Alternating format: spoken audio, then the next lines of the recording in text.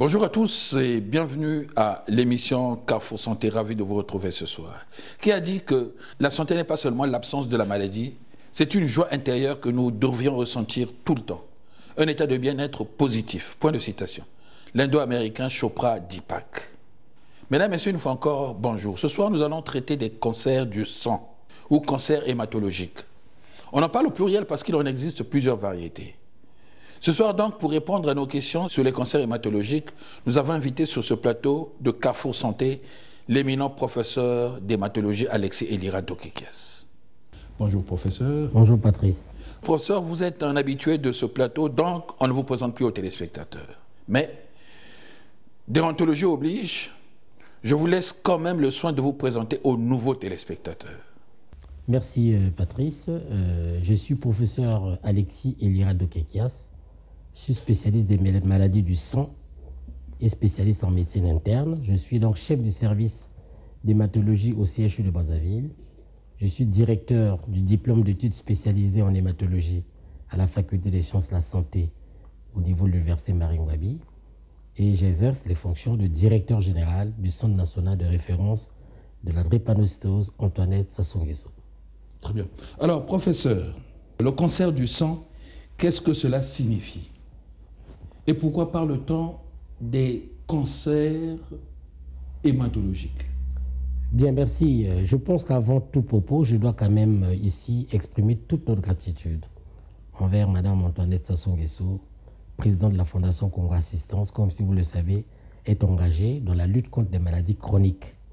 Et parmi ces maladies, vous connaissez, il y a des maladies aiguës comme le paludisme, des maladies comme le problème du VIH-Sida, le problème de la santé de la mère et de l'enfant, et surtout dans le cas de la lutte contre les cancers.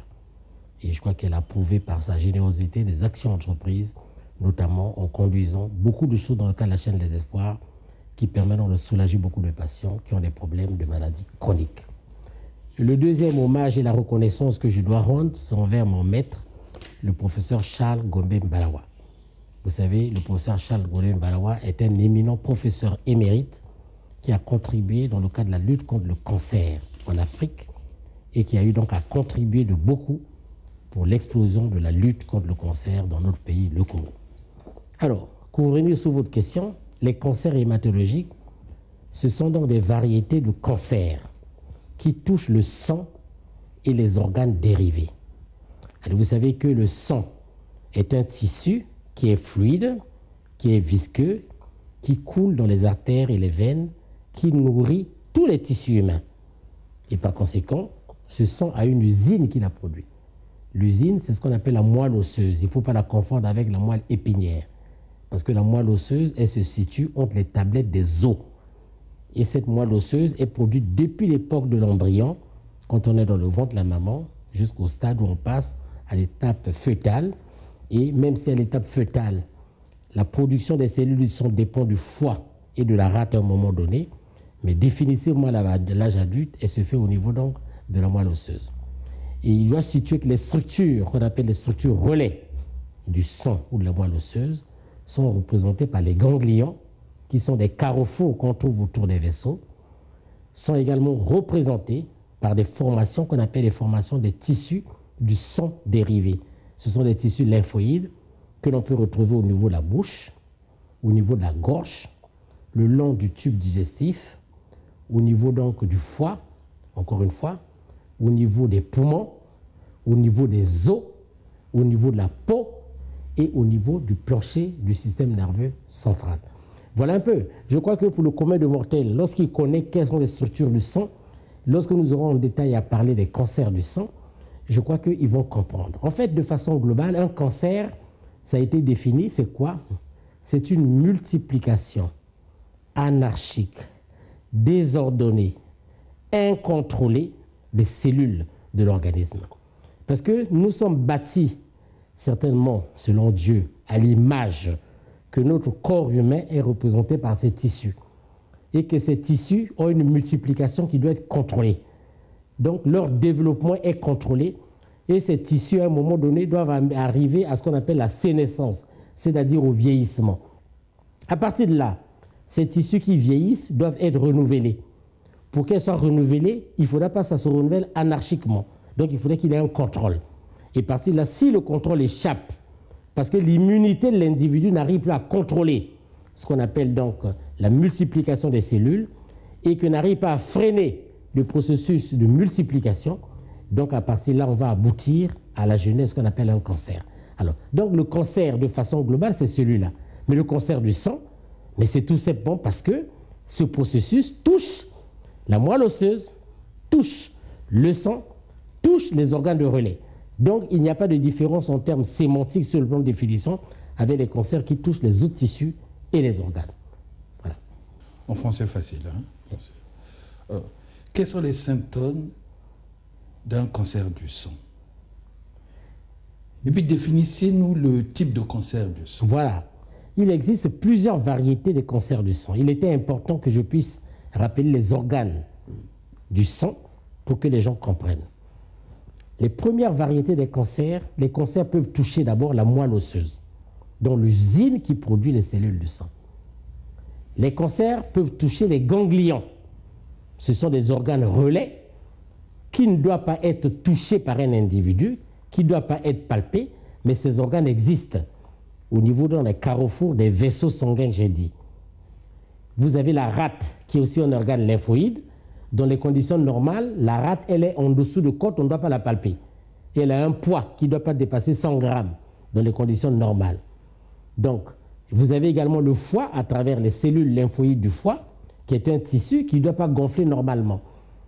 Donc, également, je vous ai parlé, le long donc du tractus digestif, depuis ce qu'on appelle les amygdales, qui se situent donc proche de la gorge, le long du tube digestif, donc le long de l'œsophage, de l'estomac, du duodénum, l'intestin grêle, le gros intestin, tout au long là-bas, il y a ce qu'on appelle des structures lymphoïdes. Ça veut dire quoi? Les cellules du sang, il y a plusieurs variétés. De ces cellules, il y a ce qu'on appelle les cellules lymphoïdes, qui sont proches des ganglions, donc de coloniser les ganglions et la rate. Et il y a ce qu'on appelle les cellules myéloïdes. C'est un terme savant, je ne peux pas le changer. Ces cellules myéloïdes sont de la moelle osseuse et ces cellules myéloïdes, on les trouve dans le sang qui est un tissu mûr. Alors, donc ce qui va se passer, nous aurons donc des cancers du sang, proprement dit, lorsque c'est la moelle osseuse qui est touchée en premier, puisque la naissance est là, l'anomalie qui va faire multiplier les cellules, parce qu'il y a des conflits de chromosomes qui vont faire multiplier les cellules pour qu'on ait un cancer du sang, partent de la moelle osseuse, et en partant de la moelle osseuse, ce désordre va faire qu'on puisse avoir la colonisation des autres tissus sanguins, que sont le sang lui-même, que sont les ganglions, que peuvent être la rate, peuvent être les amygdales, peuvent être les cellules du cerveau. Donc, le cancer du sang, c'est un cancer qui se développe à partir des cellules et des tissus sanguins, à partir des tissus de la moelle osseuse qu'on appelle les tissus médulaires, et à partir des tissus lymphoïdes au niveau des organes relais, que sont la rate, le foie, les amygdales et que sais-je encore. Voilà un peu les principales localisations. Maintenant, les variétés de cancers, il y en a deux grandes variétés. Il y a ce qu'on appelle des cancers aigus du sang, c'est ce qu'on appelle les leucémies aiguës, et il y a ce qu'on appelle des cancers chroniques du sang. Chroniques parce que le mode d'installation et l'évolution de ces cancers prend du temps, dans le cadre comme d'une chronicité. Donc à partir de là, il y a donc certains cancers qui peuvent éventuellement prendre le temps.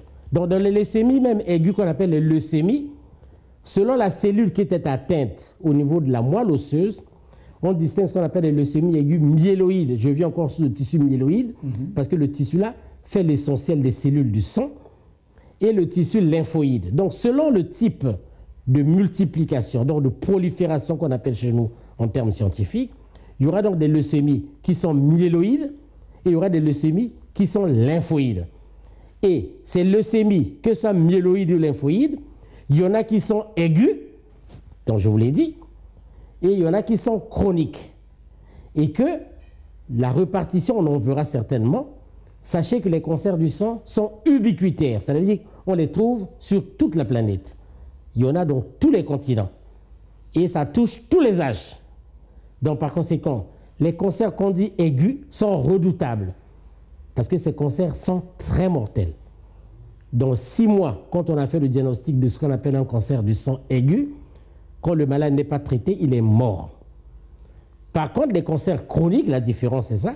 Il y a ce qu'on appelle des leucémies chroniques, qui peuvent être des leucémies chroniques myéloïdes, je reviens encore sur le tissu, ou qui peuvent être des leucémies chroniques lymphoïdes. Les noms sont un peu savants, je crois que le commun de mortels ne veut pas savoir ça.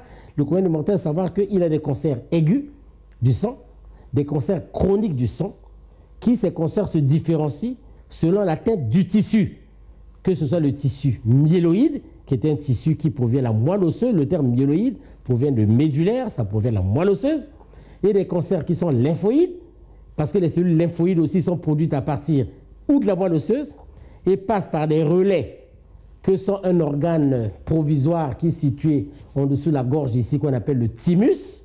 C'est un organe qui disparaît dans le temps, et ça entraîne ici donc l'altération d'une variété des cellules lymphoïdes qu'on appelle les lymphocytes T, que vous connaissez bien, qu'on en cite dans le cas du VIH, SIDA et autres. Et par contre, lorsque c'est une variété de lymphocytes qui sont des lymphocytes B, grand B, ici, donc la maturation de ces cancers se fait à partir de la moelle osseuse. Donc pour dire, les cancers du sang, on définit, c'est une multiplication anarchique, incontrôlée, des cellules de la lignée myéloïde ou des cellules de la lignée lymphoïde au niveau de l'usine qu'on appelle la moelle osseuse. Maintenant, ces cellules, dans les conditions normales, doivent subir une maturation, doivent mûrir pour devenir des cellules mûres qu'on appelle des hématies. Donc, des cellules mûres qu'on appelle des globules blancs, dans les leucocytes, qui permettent de se défendre, et des cellules mûres qui assurent donc le contrôle du saignement, de la coagulation, qu'on appelle des plaquettes. Alors, lorsque ces cellules se multiplient dans la moelle osseuse, elles sont incapables d'achever leur maturation. Ça veut dire que de terminer leur maturation pour devenir globules rouges, pour devenir globules blancs, pour devenir plaquettes. Et quand elles n'achèvent pas leur maturation, elles vont s'accumuler dans la moelle osseuse, elles vont déborder dans le sang, et elles vont aller coloniser ces formations des ganglions que j'ai parlé qui sont autour des carrefours, et elles vont coloniser la rate. À partir de là, la rate va gonfler. À partir de là, les ganglions vont gonfler. À partir de là, quand ça envahit les os, on aura mal aux os, on aura mal dans le dos, on aura mal aux os lents, et ces cellules peuvent aller même dans le cerveau. Et quand ça va au niveau du cerveau, ça envahit le cerveau, et à partir de là, c'est un facteur important qui n'est pas en termes pronostiques par rapport au cancer du sang. Donc voilà un tout petit peu la situation géographique, la situation topographique qu'on appelle en termes de situation, comment on situe les cancers du sang, qui sont donc des cancers qui sont multiples, et chez nous, il y en a suffisamment et il y en a beaucoup malheureusement. Parlez-nous un peu des symptômes. Bon, les symptômes, ça dépend du type de cancer. Donc, lorsque le cancer, comme j'ai dit, c'est une multiplication, ça veut dire que ça va entraîner le gonflement. Lorsque ce gonflement se fait, parce que les cellules ne peuvent pas achever leur maturation, c'est-à-dire au lieu que les globules rouges soient produits, au lieu que les globules blancs soient produits en termes de maturation, qu'on ait des globules blancs mûrs qu'on appelle des leucocytes, des lymphocytes mûrs, qu'on trouve au niveau des globules rouges qu'on appelle des hématies mûres, qu'on trouve au niveau des cellules de la lignée qu'on appelle la lignée qui contrôle les phénomènes d'hémorragie qu'on appelle les plaquettes. Comme les cellules se multiplient, n'achèvent pas leur maturation, quand elles se multiplient, elles vont entraîner un gonflement. Lorsqu'elles n'achèvent pas leur maturation, elles vont entraîner une insuffisance des cellules mûres, puisqu'elles ne peuvent pas se multiplier pour continuer à subir leur maturation. À partir de là, ils vont manquer donc des hématies, il va manquer donc des globules blancs. C'est paradoxal, puisque le cancer, c'est une multiplication, ça entraîne beaucoup de globules blancs. Mais les globules blancs que ça entraîne, ce sont des globules blancs qui ne sont pas matures, ou sont des globules blancs qui ont subi une maturation, mais qui se bloquent à un moment donné.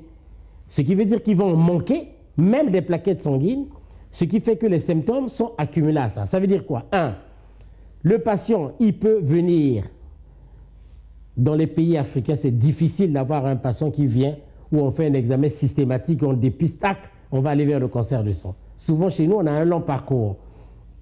On a fait la fièvre, on pense d'abord au paludisme. On a fait la diarrhée, on pense que c'est parfois des microbes autres. Le problème, quand c'est que les symptômes du sang, du cancer du sang, sont multiples. Les plus importants, c'est 1, les signes d'insuffisance, c'est quoi? On peut faire de l'anémie. Cette anémie dure, Ça, c'est pas normal. Deuxièmement, on commence à faire des infections répétées.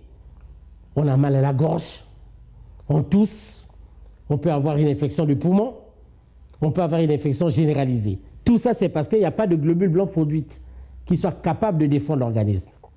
Troisième symptôme, on peut saigner. On peut saigner du nez, on peut saigner de la bouche, on peut vomir du sang, on peut avoir des règles abondantes. Tout ça, c'est le reflet du fait que les plaquettes sanguines, qui sont des cellules, quand elles ont subi dans leur précurseur une maturation normale, elles assurent le contrôle de la coagulation. Ça, c'est la partie insuffisance. Maintenant, les symptômes en rapport avec le gonflement, ça peut être la personne a un ganglion qui court au niveau du cou, un ganglion au niveau de l'aisselle, un ganglion au niveau des régions inguinales ici, donc ça gonfle. On s'est dit j'ai un ganglion qui est là, on ne s'inquiète pas. On peut sentir du poids du côté gauche du ventre. Et ce poids du côté gauche du ventre vous amène chez un médecin, peut trouver que ce qui est au niveau de gauche du ventre qui a gonflé, c'est la rate. On peut constater un gonflement du foie. On peut constater qu'on a des douleurs des os. Et on peut conférer, quand on examine le patient, c'est le rôle du médecin, quand il va voir sa bouche, il va voir la bouche du patient a des amygdales qui sont gonflées. Donc, ce n'est pas les amygdalites qu'on trouve chez les enfants de façon chronique et banale chez nous en Afrique au Congo. Donc, les amygdales sont gonflées. On peut trouver que cette personne a des gencives qui gonflent. Les gencives? Oui, qui gonflent. On peut trouver aussi que cette personne peut avoir des os qui sont cassés subitement, sans traumatisme. On a une fracture qui apparaît soit au niveau des os longs, ou quand cette fracture apparaît au niveau des vertèbres, elle est redoutable parce qu'elle paralyse la personne subitement. Tout ça, c'est les reflets de certaines variétés de cancers. On peut aussi trouver la personne vient ne pisse plus, fait de l'insuffisance rénale aiguë. Et cette insuffisance rénale fait qu'il ne pisse plus, tout simplement parce que soit le cancer a bloqué les voies urinaires, ou soit parce que le cancer a produit des substances qui sont très dures, pierreuses, qui peuvent se précipiter au niveau de l'arbre urinaire. Donc, voyez-vous, les symptômes sont multiples. Donc, je résume. Il y a des symptômes liés à l'insuffisance de production des cellules du sang. En premier, l'anémie. En deuxième, l'infection. En troisième, l'hémorragie. Et on peut avoir ces symptômes qui soient associés ou isolés. Deuxièmement, les symptômes liés au gonflement, parce qu'il y a une multiplication des cellules, c'est ce que je vous ai cité. Ça peut être, on a mal à la tête parce que la maladie atteint le cerveau. Ça peut être l'enfant, les testicules sont gonflés. On pense que c'est infectieux alors que c'est une infiltration par la maladie. Les gencives sont gonflées, les amygdales sont gonflées, les ganglions apparaissent au niveau du corps, des douleurs au niveau des os, des fractures osseuses. On peut trouver la rate qui a gonflé. Tout ça, ce sont des symptômes liés au gonflement. Il y a tout un tas d'autres symptômes qui existent, qui sont liés au gonflement, pour lesquels le commun des mortels ne peut pas comprendre. Donc, je ne m'étendrai pas là-dessus. Et que l'essentiel, c'est savoir que chaque fois qu'on a une anémie qui traîne, chaque fois qu'on a un enfant qui fait des infections répétées, chaque fois qu'on a trouvé un enfant a eu un saignement, aussi banal qu'il soit, du nez, de la bouche ou de quelque part, y compris dans les urines, lorsque ces symptômes peuvent ou ne pas s'associer au signe de gonflement que j'ai cité, ok, là, on doit suspecter un cancer du sang. Maintenant, pour faire le diagnostic, on passe faire une prise de sang. On fait d'abord une numération sanguine. C'est une prise de sang. C'est pour ça que dans les pays qui ont des moyens, une personne doit avoir un check-off qui est fait régulièrement par an. Et c'est ce bilan systématique qui permet de constater les anomalies du sang. Et que si cette anomalie persiste, parce qu'on fait de l'anémie chronique, qui commence à dire qu'on apporte de transfuser, d'autres donnent des médicaments n'importe comment, ou alors lorsque la personne fait des infections répétées, on trouve qu'il y a une baisse des neutrophiles, c'est-à-dire des cellules du sang qui permettent de se défendre correctement, qu'on appelle les polynucléaires neutrophiles, c'est une variété de leucocytes, donc des globules blancs, ou lorsqu'on trouve que les plaquettes sont diminuées anormalement, et lorsque cela est associé aux symptômes que j'ai évoqués, à partir de là, on doit suspecter un cancer du sang. Alors, dans certains cas les plus flagrants, c'est que cancer équivaut à une augmentation des globules blancs. Donc, on va trouver des gens qui ont un nombre de globules blancs augmenté. Et à partir de là, lorsqu'on fait l'expertise des globules blancs, on peut déjà définir quelle est la variété de la maladie cancéreuse. Voilà. Est-ce que, professeur, on peut parler des facteurs de risque du cancer du sein? Oui. Vous savez, pour l'instant, nous sommes un peu insuffisants en termes de recherche. Donc tous les chercheurs se battent pour essayer de voir si le cancer a une cause. Pour l'instant, les cancers, on ne peut pas identifier la cause telle qu'elle. Par contre... Enfin, tous les cancers ou... Tous les cancers.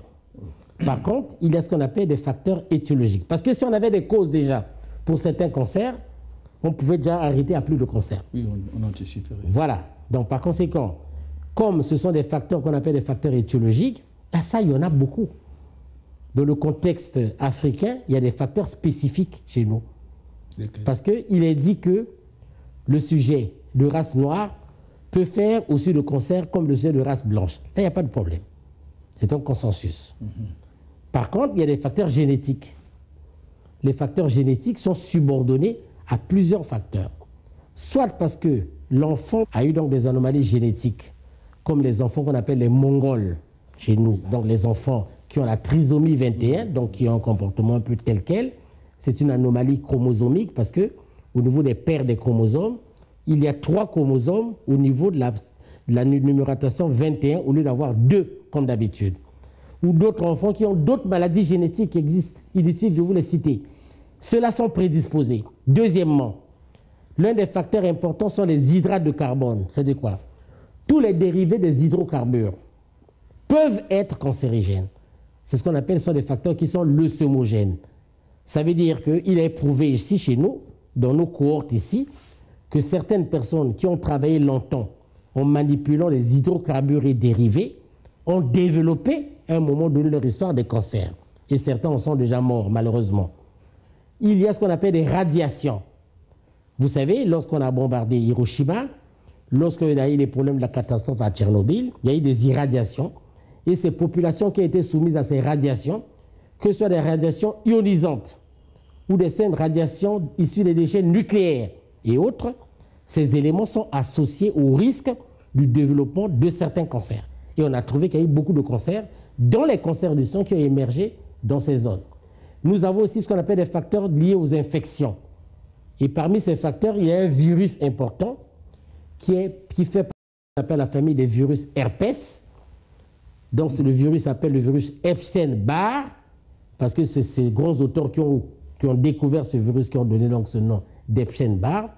Et ce virus Epstein-Barr stimulerait certaines cellules qu'on appelle les cellules lymphoïdes B et font qu'il y a certains cancers des ganglions ou des cancers de type leucémie qui se développent à partir de ce virus. Au Japon, par exemple, aux Caraïbes, il y a un virus qui est proche de la famille des virus du VIH-Sida, qui fait approche de la famille des rétrovirus.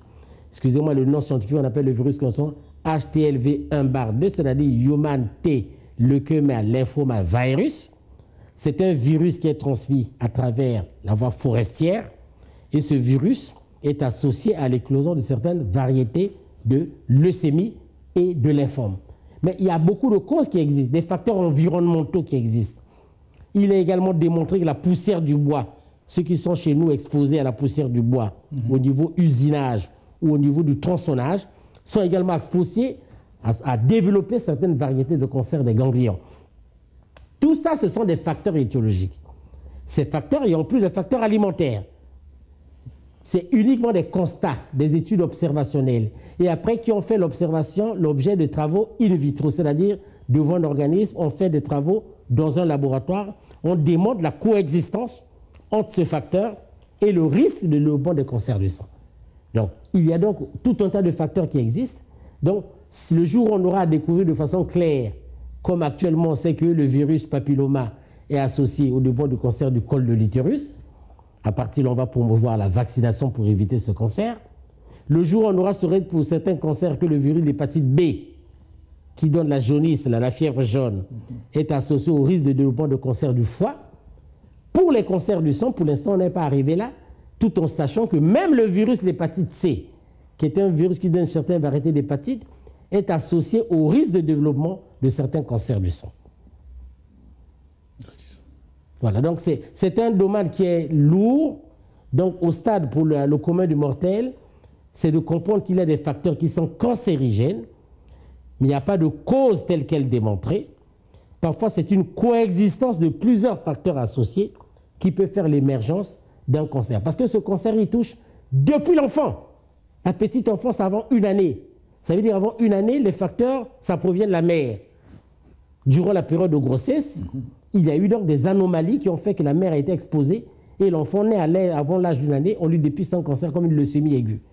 Mais il y a aussi des facteurs que l'on acquiert au cours de la vie. Mais dire actuellement que tel enfant fera un cancer, tel adulte fera un cancer, tel n'en fera pas, mais quand on interroge dans les familles, on retrouve que dans les ascendants, il y a par exemple des facteurs, des gens qui ont des cancers dans les parents, et que dans la descendance, il y a le risque de développement de cancer qui existe. Donc, c'est le travail de recherche à faire. Donc, si le jour où nous aurons des laboratoires très développés, comme les autres, nous pourrons actuellement approprier au Congo quels sont les réels facteurs qui sont impliqués dans la genèse des cancers du sang. Dans le cas de la prévention, que dites-vous aux pompistes? Les pompistes manipulent les hydrocarbures. Bon, tous les pompistes ne développent pas des cancers. Rassurez-les. L'exposition aux hydrates de carbone, comme toutes les autres expositions, ce sont des facteurs. Parce qu'il est actuellement démontré qu'en plus du facteur macro que l'on détecte, qui soit un facteur lié à l'infection, qui soit un facteur lié aux hydrates de carbone ou des facteurs toxiques, il faut que cela se déroule sur un terrain avec une prédisposition génétique déterminée. Donc il faudrait qu'il y ait des gènes anormaux. Ça, c'est grâce au progrès d'une technique chez nous qu'on appelle la biologie moléculaire, qu'actuellement on peut trouver certains gènes spécifiques qui prédisposent à certaines anomalies cancéreuses du sang. Donc, ce n'est pas uniquement être pompiste qu'on va faire un cancer du sang. On peut être pompiste pendant 25 ans, 30 ans, on n'a aucun risque. Ce risque arrive lorsqu'il y a des facteurs additionnels. Sinon, tous les pompistes du Congo seront chez nous à nos consultations parce qu'ils ont du cancer du sang. Mais ce sont des facteurs qu'il faut citer parce que c'est prouvé que le benzène C6H6, le benzène, est associé au risque de cancer du sang. Ça, c'est prouvé. Le benzène, c'est une composante des hydrocarbures. Bien sûr. Donc, ce qui ne veut pas dire qu'automatiquement, tous ceux qui l'ont manipulé, le white sprat, ceux qui sont dans les garages, le graissage et autres, il n'est pas dit que ces gens et ceux qui produisent les hydrocarbures, il n'est pas démontré qu'ils vont le faire. Mais pour le faire, il faut des prédispositions génétiques qui existent. Voilà, il faudra que les gens soient sereins dessus, parce qu'après qu'on n'interprète pas qu'Elira a dit ici que non, les pompistes, on va abandonner le boulot de pompistes parce qu'ils sont en train de cancer. Non, ça n'a rien à voir. Il y a bien sûr des facteurs qui prédisposent, génétiques, qui font que face à un élément toxique, on peut faire le cancer. Alors, professeur, sur quoi se base le traitement du cancer du sang? Alors là, c'est un grand problème parce qu'on a fait beaucoup de progrès. En tout cas, au fur et à mesure, on a fait des progrès. Depuis le début des années 1960. Vous savez que les premiers cancers, tout le monde y mourait dans les 6 mois. Et même chez nous au Congo, moi quand j'étais encore étudiant en médecine, entre les années 1978 et 1984, dans le service où j'étais sous la tutelle du professeur Bouramou et du professeur Assori Tuangaporo, tous les patients pour lesquels on avait le diagnostic de cancer, ils ne sont plus en vie, malheureusement. Mais depuis, on a fait des progrès. Les progrès, c'est donc le défi de la discipline là que j'ai choisi. Parce que vous voyez, hein, beaucoup de gens ne choisissent pas ce qui est dur. L'hématologie. L'hématologie. C'est une discipline dure, laborieuse, il faut avoir le cœur pour la faire. Nous sommes partis dans cette discipline, nous sommes en train de former des successeurs qui vont continuer dans cette discipline. Donc, par conséquent, dès lors qu'il y a des moyens thérapeutiques qu'on a développés, comme la greffe des cellules souches hématopoïétiques, ça signifie quoi? On prend les cellules immatures du sang d'un individu sain qui a un même groupe du système des globules blancs qu'on appelle le système HLA que la personne qui est malade, on peut manipuler et faire cette greffe en lui injectant cela. Ça permet de guérir certains cancers du sang. On peut aussi faire une deuxième technique de greffe qu'on appelle l'autogreffe. Ça, c'est la greffe allogénique. Autogreffe, c'est-à-dire on doit vous soumettre à un traitement très lourd. En prévision de ce traitement très lourd, on prélève vos propres cellules souches qui peuvent provenir du sang, qui peuvent provenir de la moelle osseuse. Et pour le premier cas, j'ai cité allogénique, ça peut provenir du sang du cordon de l'enfant. Il suffit qu'il y ait la compatibilité au niveau des vérités des globules blancs et on peut l'injecter et faire ce qu'on progresse. l'avènement important de ce qu'on appelle la chimiothérapie. La chimiothérapie, ce sont des molécules qui ont été développées, là il faut louer l'industrie pharmaceutique, permettent actuellement de guérir certains cancers. Et nous avons actuellement également, depuis le début des années 2000, développé d'autres molécules grâce au progrès de la biologie moléculaire qui permettent actuellement de bien cibler le traitement de certains cancers. Donc ça veut dire qu'on a fait des progrès pour le traitement du cancer. Certes, le traitement est onéreux, il est cher. C'est pour ça que la contribution de la communauté est importante. Vous savez, moi qui avais l'expérience dans le service, pour le traitement de certaines variétés de cancers, vous savez que si on n'a pas au minimum 1 million de francs CFA, on ne peut pas accéder aux médicaments et faire un traitement qui est complet dans le cadre de ce cancer du sang.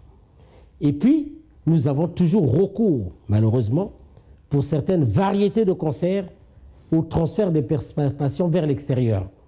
Tout simplement parce que le traitement d'un cancer, il obéit à beaucoup de règles. Il y a des cancers pour lesquels il faut traiter les gens en chambre stérile. Ce dispositif, nous ne l'avons pas encore au Congo. Il y a des cancers pour lesquels il faut traiter par des rayons. Ce dispositif, on l'avait. J'espère qu'on va le réhabiliter pour qu'il soit utile. Il y a d'autres moyens innovants. Grâce à Dieu, le Congo est l'un des pays qui a bénéficié de l'appui des fondations Bill et Melinda Gates pour bénéficier de la gratuité, je pèse bien la gratuité, du traitement de certains cancers du sang, qu'on appelle certains cancers chroniques, comme la leucémie myéloïde chronique. Et actuellement, nous avons des gens, je vous assure, moi j'ai connu ce parcours ici, et que j'ai perdu beaucoup de patients avant l'année 2005. Et là, depuis l'année 2005, nous voici plus de 15 ans. Pour avoir encore les décès de cette variété de cancer, il n'y en a plus. Depuis que la fin 2004, nous avons été éligibles par le don de la fondation JPAP, qui est donc une source issue de Bill et Melinda Gates pour certains médicaments. Et puis nous avons les efforts du gouvernement dans la variété de traitement de certains cancers, qu'on appelle des cancers lymphoïdes. Le gouvernement a signé des accords avec certaines fondations comme la fondation Roche et divers, et qu'on a eu à bénéficier pendant une période de certains médicaments qu'on appelle des anticorps monoclonaux. Ce sont des médicaments qui sont conçus à base des anticorps qui attaquent les antigènes de la tumeur. Donc les antigènes sont des substances étrangères qui sont fixées sur la surface de certaines cellules. Et lorsqu'on amène ces anticorps pour attaquer ces antigènes, ça permet d'anéantir la maladie tumorale. Et nous avons également bénéficié de certains dons grâce à des négociations qu'on a entretenues de façon décentralisée avec des structures extérieures. Et c'est ça qui soulage les patients. Sinon, autrement dit, le traitement de certains cancers du sang, notamment ce qu'on appelle les leucémies aiguës, c'est un traitement qui est lourd, qui est coûteux et qui est difficile. Une leucémie aiguë, pour la traiter, il faut la chambre stérile. Mais nous essayons dans notre service d'aménager des chambres propres pour traiter des enfants et des adultes. Nous en avons pour la leucémie aiguë. Même en Europe, les gens meurent encore de ça. Je crois que la majorité des patients qu'on a eu évacués en Europe sont pratiquement tous morts. Mais cependant, nous devons nous réjouir que certains patients et enfants que nous avons traités pour leucémie aiguë restent en vie, avec un recul de plus de 10 ans. Parce qu'en matière de cancer, on est toujours prudent de se dire est-ce qu'on est guéri ou alors est-ce qu'on a une réponse complète ou pas. Pour certains cancers chroniques, il n'y a pas de problème. Le patient peut vivre longtemps avec les traitements qu'on donne par la bouche. Le plus important, c'est l'assiduité de ce traitement. Donc voilà un tout petit peu les éléments de base. C'est le traitement reste coûteux, il est lourd, il nécessite vraiment un environnement qu'il faut aménager avec des conditions qui sont drastiques. Ça nécessite les patients disciplinés, donc ça veut dire la régularité des consultations et des contrôles sanguins pour aboutir à une efficacité. Mais ça nécessite, comme je dis, un appui important du gouvernement, un appui des partenaires qu'il faut chercher. C'est-à-dire qu'il ne faut pas dormir en matière de cancer. Il faut lutter auprès des organismes internationaux, auprès des fondations internationales pour se faire connaître, pour qu'on sache que oui, c'est l'IRA qui est là, c'est lui qui anime, oui, il est fiable, on peut lui donner ce médicament.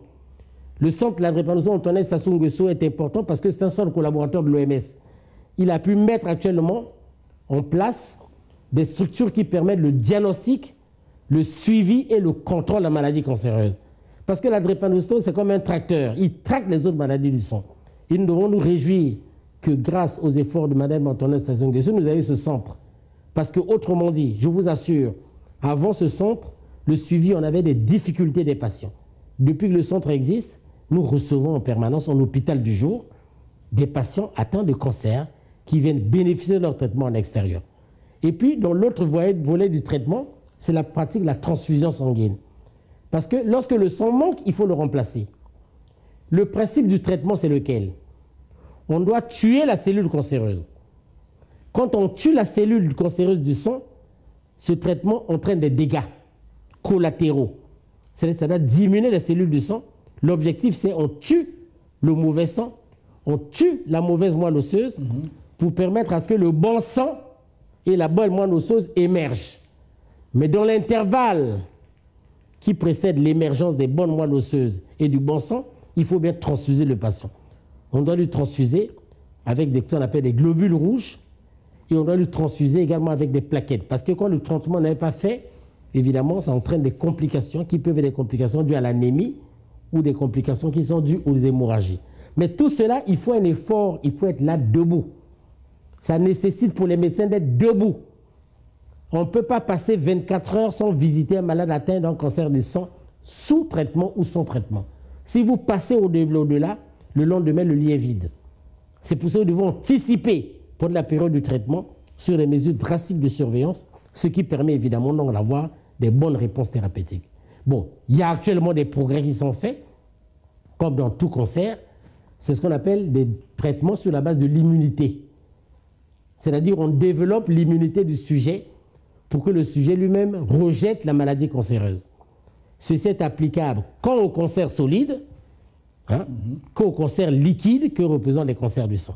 Et ça, c'est une voie d'avenir, mais nous allons nous percher contre ces recherches et peut-être à terme, cela va nous permettre d'atteindre des objectifs futurs. Mais de façon globale, il faut dire que ce traitement reste coûteux, il n'est pas souvent accessible à tout le monde, mais et le regret pour nous, c'est que les patients, parfois, viennent à un stade tardif, parce que quand ils ont ces symptômes, ils courent d'abord chez nos confrères, les charlatans, ce qui est peut-être tout à fait normal, parce qu'ils ne comprennent pas. Et quand ils viennent à un autre stade, évidemment, ils viennent à un stade qui est parfois tardif, avancé, et parfois on a des difficultés de pouvoir les faire émerger. Alors, on en est où avec la recherche dans ce domaine? La recherche dans les cancers du sang, elle avance à pas de galop. À chaque congrès, que ça avance très vite. On a, avec toutes les agences internationales, notamment que ce soit les sociétés savantes internationales, la Société internationale d'hématologie, l'American Society of Hematology, la Société américaine d'hématologie, la Société britannique, la Société française d'hématologie et la Société africaine d'hématologie, que j'ai l'honneur de diriger. La Société congolaise aussi. Hématologie aussi. Toutes ces sociétés, on avance. À chaque congrès, on fait le point sur les progrès de la recherche. Et on voit comment il faut adapter les choses. Les traitements que nous faisons en Afrique sont des traitements que nous sommes obligés d'adapter par rapport à notre contexte. Parce qu'on n'a même pas le même contexte de développement qu'en Europe. Mais il faut qu'on cesse de diviser la maladie. La maladie, elle est traitable de la même manière en Afrique qu'en Europe. Mais en tenant compte du contexte que nous avons dans des mesures à prendre qui sont particulières par rapport à ceux de nos collègues qui sont au niveau des pays du Nord. Et ces mesures nécessitent vraiment, c'est un véritable chemin de croix. On doit se battre pour sauver des patients. Et Dieu seul sait combien nous sauvons des patients. Et puis à travers là, il y a donc bien sûr en termes de recherche, les recherches sont focalisées, sur le développement de l'immunologie, c'est-à-dire pour essayer de voir comment les anticorps de l'organisme que nous produisons face à une maladie peuvent intégrer et faciliter les nouveaux traitements et les nouveaux régimes de lutte contre le cancer. Deuxième volet de recherche, c'est ce qu'on appelle la biologie moléculaire. C'est-à-dire de plus en plus on connaît la génétique de l'homme. La meilleure connaissance de la génétique humaine est une connaissance qui est au service de la science pour permettre de développer non seulement des diagnostics anticipés, mais aussi des traitements qui sont adaptés à l'état génétique de chaque individu et de bien comprendre d'où provient cette maladie. Et puis, il y a ce qu'on appelle le développement d'une technique de la thérapie cellulaire, donc le traitement par les cellules. C'est ce que je vous ai dit. Donc le traitement par la cellule, ce sont certains traitements qui sont ciblés, d'autres ne sont pas ciblés. C'est un peu scientifiquement lourd tout ce que je dis, parce que tout simplement, il s'agit de travailler sur les cellules pour connaître leur génome et voir comment on a adapté les traitements par rapport à ces différentes cellules. Est-ce que cela est réalisable au Congo? Oui, dans certaines conditions. On est en train de travailler dessus. Il faut travailler beaucoup sur la génétique moléculaire. Il faut faire des essais thérapeutiques. Il faudra que nous soyons éligibles, comme d'autres pays, aux essais thérapeutiques. Vous savez que si un pays comme le Nigeria peut déjà faire certains traitements de greffe, si un pays comme le Kenya peut faire certains traitements de greffe, nous ne sommes pas loin d'eux. Le plus important, c'est qu'on dispose de la logistique nécessaire pour que nous puissions faire des greffes. Et je crois qu'au niveau du centre Antoinette Sassou Nguesso, il y a encore beaucoup d'espace. Et que cet espace peut être dédié dans les années futures, pas peut-être toujours sous nous, dans les années futures, à ce que nous développons des capacités de traitement et de recherche en matière de cancer. Ça, c'est un appel au gouvernement, ça? C'est un appel à tous ceux qui peuvent aider le centre, qui peuvent aider les malades atteints de cancer du sang et de façon globale des cancers. J'espère que vous serez entendu. Mais disons, je ne lance pas un appel, mais je dis que pour traiter un cancer, il faut le diagnostiquer précocement. Pour le diagnostiquer précocement, il faut avoir des moyens. Lorsqu'on le diagnostique, il faut voir quel est le type de cancer, bien le préciser. Et le traitement doit bien cibler le type de cancer. Et ce traitement nécessite un environnement qui soit sain, qui soit bien équipé, qui ont des moyens nécessaires. Parce que vous savez, un traitement par greffe, il coûte environ 102 millions de francs CFA. Je crois qu'on peut faire l'économie de cela en traitant à moins de 20 millions de francs CFA le traitement du début à la fin dans le pays. Donc par conséquent, c'est possible de le faire. Mais vous savez que pour nos familles déshéritées, et ce n'est pas difficile pour un parent, une maman, de venir trouver 1 million de francs pour qu'on fasse la première phase de traitement dans le cas d'un cancer. Il faut un devoir de solidarité. Donc je crois que le gouvernement, dans son projet de couverture maladie universelle, même si la situation actuelle de l'épidémie, la pandémie à Covid, a un peu bouleversé certains programmes, certains agendas, il faudra bien que cette couverture arrive, parce que cette couverture permettra seule de trouver une solution durable à la prise en charge des maladies chroniques dans le cancer. Covid-19 et cancer du sang, quel avenir? J'ai dit le premier avenir, c'est qu'il ne faudrait pas que nous détournons la lutte contre les maladies habituelles, les maladies chroniques, et tout soit dans le cadre du Covid. La Covid-19 est peut-être une opportunité de créer les conditions pour que nous améliorons les capacités globales de lutte contre la maladie. Covid-19 et cancer, oui. Le cancer du sang, est une situation à risque en cas d'infection à Covid-19. Une personne qui a la Covid-19, si cette Covid-19 tombe sur un organisme qui a un cancer, sur un organisme qui a le traitement d'un cancer qui diminue l'immunité importante de ce patient, et si les mesures ne sont pas prises précocement, c'est la mort du patient. Donc par conséquent, dans le standard de notre prise en charge, nous avons situé ce qu'on appelle les facteurs de comorbidité qui sont liés à la Covid-19. Comorbidité, c'est-à-dire maladie associée. Et parmi les 12 affections qu'on a citées, il y a non seulement la drépanocytose totale, ce qui n'était fait nulle part, c'est nous au Congo qui avons fait induire cela, inclure dans les critères. Et deuxièmement, nous avons les cancers du sang, les autres cancers, parce que ce cancer nécessite des traitements qui diminuent l'immunité, et les cancers eux-mêmes diminuent l'immunité de l'individu. Or, l'immunité de l'individu doit être forte pour mieux lutter contre la maladie à Covid-19. Donc, par conséquent, en termes d'opportunité, c'est ça qu'il faut créer, mais en termes de vigilance. Tout patient qui a une maladie du sang grave, cancéreuse ou non, est une situation à risque. Et à partir de là, ça nécessite des mesures appropriées. C'est la raison pour laquelle je continue à dire, chaque fois que j'interviens, en attendant le vaccin, parce qu'on doit louer déjà des chercheurs russes qui ont fait des propositions de candidats vaccins, rien à faire de critiquer qu'ils ne peuvent rien faire, rien à faire de donner un point de vue pour dire que c'est faux, que ça n'amène à rien, c'est faux. Je crois que les Russes, ce sont des gens qui sont très avancés en termes de chimie et que personne ne peut remettre en cause ce qu'ils font. Donc, quand l'OMS a demandé qu'il y ait du sérieux dans les études, attendons qu'on finisse les études de phase 3 pour prouver ou infirmer que ce vaccin n'est pas bon. Au lieu de crier que non, le vaccin nécessite ceci, Parce qu'il y a certains qui veulent que l'origine de la production du vaccinal provienne exclusivement d'eux. En attendant le vaccin, les seules mesures de prévention, ce sont les mesures que le gouvernement dicte et rappelle. Ce sont des mesures barrières, s'il vous plaît. Les enterrements sont trop remplis. On a la compassion pour les morts, s'il vous plaît.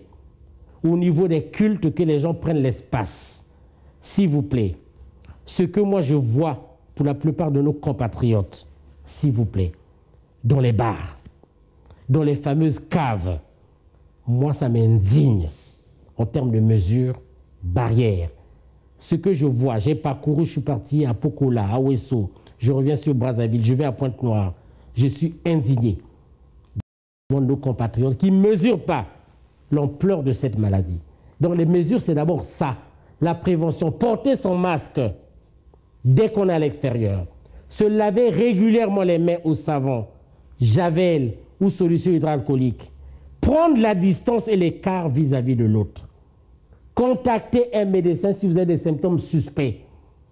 La maladie, elle est transmise tant par les personnes qui n'ont pas de symptômes de la maladie, qui n'ont rien, que par les gens qui ont les symptômes de la maladie. Donc, les seules mesures de prévention, c'est d'abord ça. Il n'y a pas de traitement consensuel sur le plan curatif. Donc, pour les maladies atteintes, des malades atteints de cancer, nous sommes obligés de les prendre au sérieux, de les rappeler, de les protéger. Au passage, je dois remercier la Fondation Congo Assistance d'avoir fait une donation de masques que nous avons distribués à tous nos malades drépanocytaires, à tous nos malades atteints de cancer qui sont venus à nos consultations. C'est pour dire quoi? C'est pour dire que la dynamique au Congo, c'est la dynamique de la prévention. Et que chez nous, c'est le problème de discipline. Et la discipline peut permettre à ce que nous puissions vaincre la Covid-19. Si nous continuons par les mesures de peu d'espacement que nous sommes en train de voir, pour lesquelles nous ne sommes pas impuissants de rappeler, nous rappelons. Mais chaque fois qu'on donne le micro, nous sommes obligés de profiter de l'espace pour rappeler ces mesures, pour que les compatriotes congolais sachent que la seule prévention actuelle, c'est celle-là. Il n'y a pas d'autre. Ce n'est pas l'automédication, aller prendre des médicaments au catimini. Ils attendaient que le professeur Elira leur dise quel protocole ils utilisent. Dès qu'ils savent ces protocoles, ils sont rués sur la chloroquine. Ils sont rués sur les antibiotiques dans les pharmacies. Ils en avalent à la moindre grippe. Ça ne se passe pas comme ça. Laissez-nous soigner ceux qui seront dépistés positifs. Laissez-nous conseiller les traitements pour ceux qui seront positifs. Parce que ces médicaments ont des dégâts sur le sang. Quand on a un cancer du sang, si nous revenons sur le cancer du sang, une personne qui a la Covid, qui a atteint d'un cancer du sang, le traitement qu'on lui donne ne sera pas le même qu'une personne qui n'a pas un cancer du sang. Donc, de grâce, il faudrait que les gens prennent des précautions. Si quelqu'un qui a le diabète, qui a l'hypertension, s'il va prendre des médicaments de lui-même, il peut se tuer. C'est la raison pour laquelle, donc on dépiste une personne, si tu fais un test de dépistage de Covid, si ce test, il y aura deux alternatives, soit il est positif, soit il est négatif. Oui. Quand il est négatif, on vous donne des mesures pour renforcer les conseils, pour ne pas vous contaminer. Mais quand il est positif, on doit vous mettre en isolement et vous traiter. Donc voilà les seules mesures qu'il y a. Elles sont applicables qu'autant aux patients atteints de cancer du sang ou à ceux qui n'ont pas de cancer du sang. Voilà un peu ce que je peux donner comme message sur la Covid. Mais la Covid-19 entraîne elle-même beaucoup d'anomalies du sang. Ça entraîne de l'anémie, ça diminue les plaquettes, ça entraîne un risque des hémorragies, ça entraîne des désordres de la coagulation, donc ça entraîne des caillots de sang. Ce sont ces caillots qui, au niveau des poumons, empêchent aux patients de respirer et l'entraînent vers la détresse respiratoire et la mort. Voilà ce que je peux dire. Ok. Avant de conclure, professeur, alors dites-moi, comment éviter les cancers hématologiques? Je crois que c'est une question qui est globale. Comment éviter le cancer? Comment éviter le cancer? Voilà.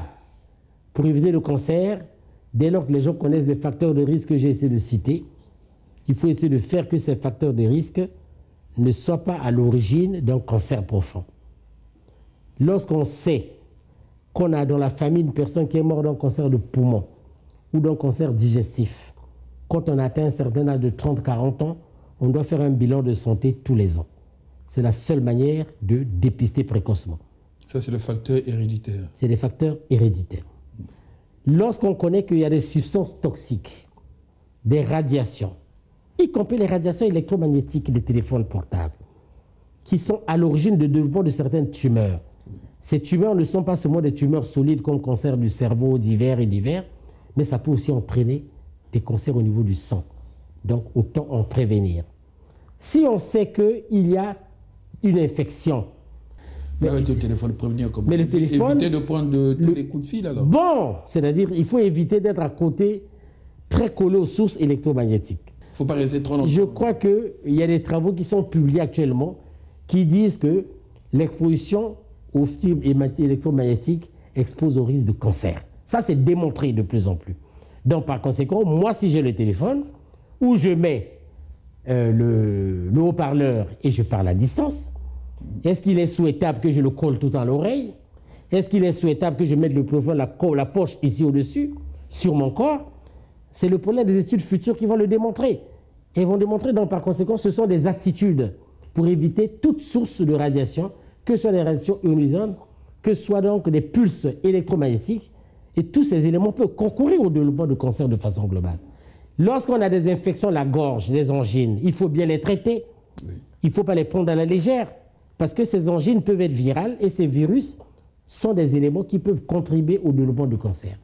Les vaccinations actuellement disponibles, que ce soit le vaccin contre le cancer du col par le VPH, le virus de la papillomavirus, qui est disponible, que ce soit le vaccin contre l'hépatite B, ce sont déjà au moins des éléments vaccinaux importants qui peuvent prémunir du patient du développement d'un cancer.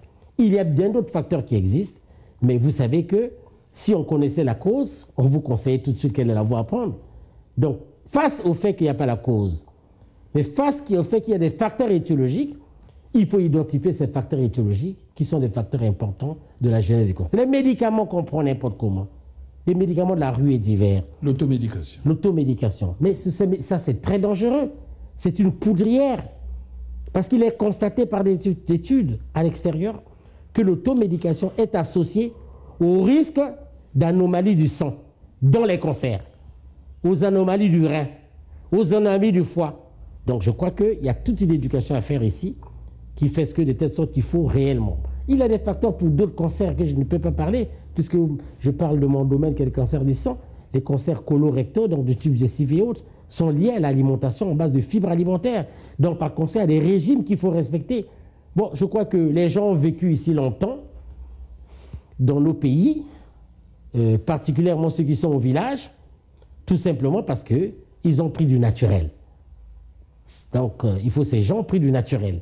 Et que nous avons tendance à prendre ce qui est sophistiqué, ce qui est transformé.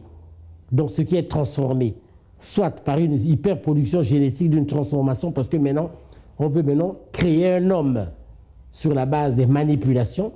Tous ces éléments sont potentiellement dangereux, à potentialité cancérigène. Donc par conséquent, manger bio, c'est bien de manger bio, ne pas trop manger artificiel, c'est aussi des éléments importants dans le cas de la lutte contre le cancer. Oui, mais ça... Voilà, donc il y a beaucoup de prédispositions qui existent, malheureusement. Il y a un prix à payer pour manger bio. Pas de bio, les légumes ne coûtent pas cher au marché. Ah bon? Oui, ils ne coûtent pas cher. Quand on doit manger du poisson d'eau douce, c'est un peu cher à Brazzaville, mais au village, là-bas, chez moi, ça ne coûte pas cher. Oui, mais tout le monde...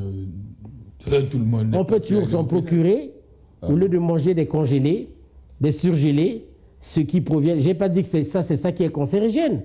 Vous ne savez pas dans quelles conditions, surtout, arrivent des catastrophes alimentaires. Donc, par conséquent, manger biologique, c'est ce qui est réellement conseillé parce que, pourvu que la personne a atteint 80 ans au village, on dit qu'il est sur son, on va le tuer. Mais on le tue parce qu'on dit qu'il ne meurt pas. Voyez-vous? Alors, donc, par conséquent, on a des gens qui ont bien vécu dans ces conditions.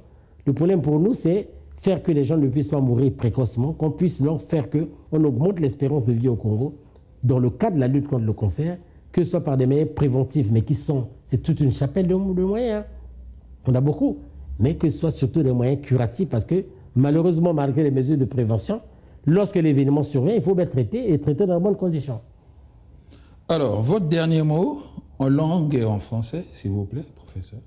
Le malade a cancer, il y a les malades moko mabe et kangi molongo bobimba.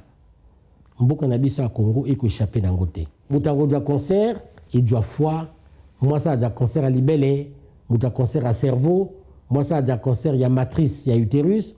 Mon bel a cancer à Moukwa. Mais cancer auto, le halélé a cancer makila. Concert makila euta wapi? Euta usine oyo e fabriquer makila na kata mikwa. Et que doit moto ndenge nini? Doit pe moto na kata biloko moso makila lokola makila yango moko. Donc le sang et doit lokola na kata ba ganglion. Mota dui subitement ganglion vimani na kata nzoto. Si ganglion vimani et aller loko mabe. Mais ganglion na linga bala. Ganglion ali babenga ngo c'est une colle ça. Ezambuma. Et un bouma moko et wuti ma cellule ya makila. Ba cellule lango ba cellule ya ba lymphoïde. Ba cellule biellule la lymphoïde, ya ikangama quelque part et vimba na kata nzoto. Tant que vimba et ko relaxa que maladie mosusu na kata mosopo et bimisi reviva. Et mosopa ngo e na cancer, ou bien cancer à makasi ou cancer ya mai. Ya mai wana cancer à makila. Donc, e go jape muta dui rate vimbani. Et vous avez moto adjoba anémie et oumé la makasi. Ando ça la infection kili. Parfois makili bilanzo to kili. Donc ba symptôme cancer ango ya di mingi. Donc yangwana cancer ango lokola ba cancer mususu ya na tina ya sikite. Et où donc ba facteur ya li mingi, ba kamba ya mingi et ko bimisa moto de cancer. Yangwana pour ça la prévention pour na lelo ya li passe. Mais pour nous ça sa cancer il faut monter comme ton à l'hôpital. Et bandi ganglier vimbi moke yake pa na biso. Et bambi odi makile bi na zolo yake pa na biso. O moni ki bando tia mwana makila bala mingi yaka adrepanote. Et si la ndenge wana iko vanda cancer iko tina katanzoto. Odi mota vande ka boy bali boke bukani yake pa na biso. Yaka ndenge wana te. Donc par conséquent, il faut monter yaka ba salisa tout du cancer en tina et outi tout le type de cancer, bon, tout ça, les sandengues, tout ça, les ça, ou aller au monde, ça ne se passe pas. Mais quand si bat aussi, bah, il est au stade tardif. À ça, et pas à baninga so manganga. Batie ma koma mingi na libumu. Bah, pour ça, comme na mutu. Ou aller comme tardivement parce que, qu'on vit ma nabilo kwana, et à vous vivre ma cancer et makela. Donc, il faut avoir comme un noki, beaucoup plus tout ça, les bango. Nandengue, dans ma casse nabiso, peut-être maladie en a aussi là, ou te rebonge sango. Donc, on a un mbela nango pesa na bateau. Que batoye que face makila pour na kutala malala kila batala encore na kata makila donc basa l'examen ya makila mo yeba oyo boy ali cancer oyo boy ali infection à pamba cancer. Voilà, mesdames, messieurs, nous sommes arrivés à la fin de cette émission consacrée ce soir au cancer hématologique. Merci, chers téléspectateurs, pour votre fidélité à l'émission Carrefour Santé. Merci, professeur, pour vos éclairages sur cette très grave pathologie. Pensée du jour. Les graines d'un vieillissement en bonne santé se sèment tôt. Point de citation. Kofi Annan. Prenez bien soin de vous et des vôtres, car votre santé est votre bien le plus précieux. Au nom de toute l'équipe de Carrefour Santé, je vous dis au revoir et à la semaine prochaine, si vous le voulez bien. Mesdames, messieurs, surtout restez chez vous. Bobi Mabandako Kilikilité. Lavez-vous les mains régulièrement avec du savon ou une solution hydroalcoolique. N'oubliez pas vos masques. Respectons la distanciation sociale. Merci. Nakani Yokani.